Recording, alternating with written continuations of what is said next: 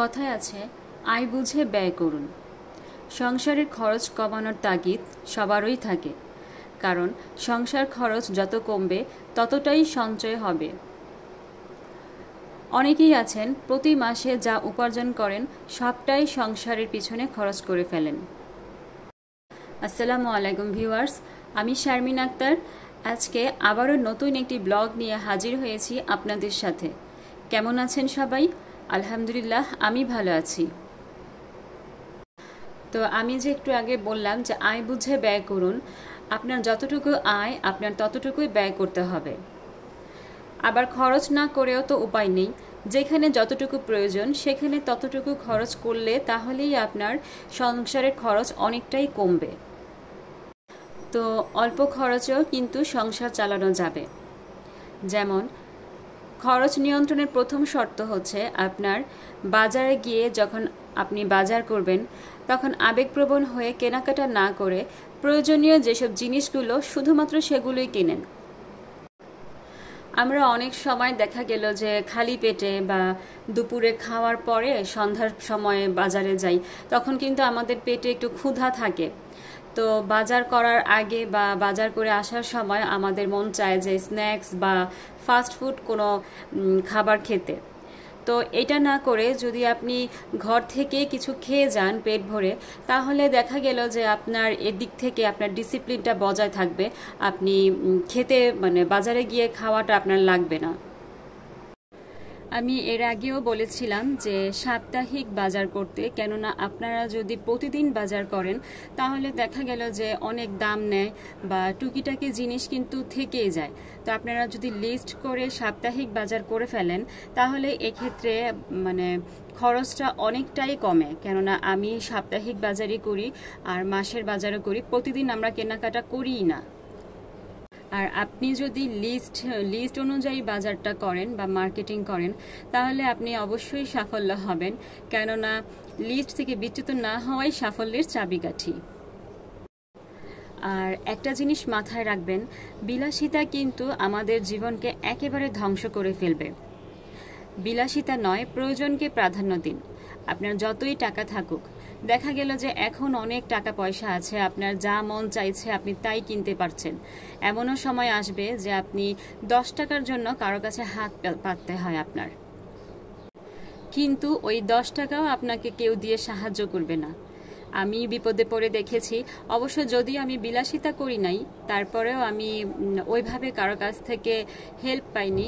আবার আমার অনেক কাছের মানুষও দেখেছি যে অনেক বিলাসিতা করেছে, অনেক খরচ করেছে আত্মীয় স্বজনদের জন্য, কিন্তু যখন তারা বিপদে পড়ে তখন 1 টাকাও কারো কাছ থেকে পায় না। সেই অভিজ্ঞতা থেকেই বলছি, বিলাসিতা নয়, আপনার প্রয়োজনকে প্রাধান্য দিন, কেননা কোয়ালিটি ওভার কোয়ান্টিটি নীতিতে বিশ্বাসী হন। আমরা অনেক সময় সুপার শপে গেলে দেখি যে লেখা থাকে বাই 1 গেট 1 ফ্রি, বা সীমিত সময়ের অফারের প্রলোভন দেখায় আমাদেরকে। তো এগুলো কিনে বাজেট নষ্ট করবেন না আমার মতে, কেননা এগুলো কিনলে দেখা গেল যে আপনার যেটা দরকার না আপনি তাও কিনতেছেন এই ফ্রি দেওয়াতে, অফার দেওয়াতে। তো আমার মতে এগুলো কিনবেন না। আর আপনাদের ইচ্ছা, যদি আপনাদের ভালো লাগে তাহলে হয়তোবা কিনতে পারেন, কিন্তু আমি কিনি না। আমার এই বাই 1 গেট 1 ভালো লাগে না আসলে। মনে রাখবেন, আপনার সংসার আপনি কিভাবে চালাবেন শুধুমাত্র আপনি আর আপনার হাজবেন্ডই সিদ্ধান্ত নেবেন, অন্য কারো বুদ্ধিতে চলবেন না।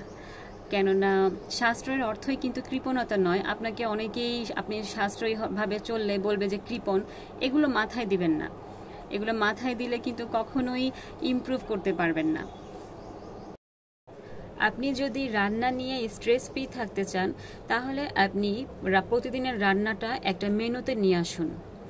আপনি শাকসবজি, মাছ, মাংস, ডাল এগুলো পরিমাণ মতো ভাগ করে ফ্রিজে রেখে দিবেন। এতে আপনার অপচয় রোধ হবে এবং প্রতিদিনের রান্নাও আপনি কখন কি করবেন তা সহজেই বুঝতে পারবেন। যাদের সিলিন্ডার গ্যাস, তাদের গ্যাসটা বেশি লাগে যদি ফ্যামিলি অনেক বড় হয়। আমরা যখন কোয়ার্টারে ছিলাম আমাদের সিলিন্ডার গ্যাস ছিল, আমাদের প্রতি মাসে প্রায় 3টা সিলিন্ডার লাগতো। কারণ আমরা আমার বাবা মার সাথেই থাকতাম।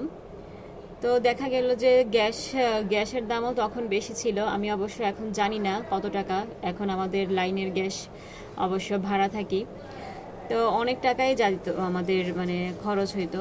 তো এটা যদি আপনারা রান্নার আগে সব উপকরণ যদি তরকারি কেটে বা চাউল মানে ধুয়ে রাখেন আগেই, গ্যাসের চুলা না জ্বালিয়ে, এতেও কিন্তু আপনার অনেকটাই আয় হবে।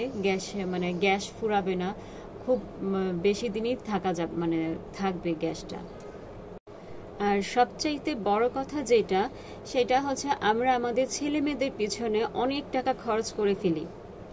দেখা গেল যে ওরা যা চাইছে আমরা মায়া করে তাই দিয়ে দিচ্ছি। এটা আমরা নিজেরাই ক্ষতি করছি, পরবর্তীতে আমাদেরই ক্ষতি হবে।